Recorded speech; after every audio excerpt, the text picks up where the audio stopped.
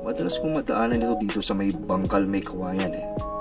So na-intriga ako kung anong meron dito sa lugawan nito. Yan, open naman sila 24 hours. Ito ang Mamboy Alfredo Lugawan. The best daw ang lugaw dito.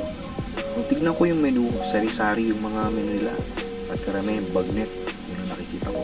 At may nakita ako na lugaw pares. First time ko itong nakita na meron palang ganito.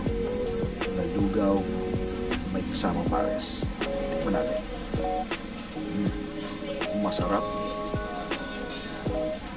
Maganda yung pagkakalugaw niya.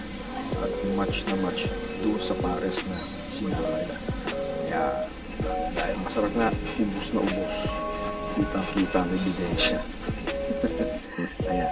So dito yan located sa may Bangkal, may Kawayan, Bulacan. At may mga ibang branch na rin sila kahit sa Valenzuela.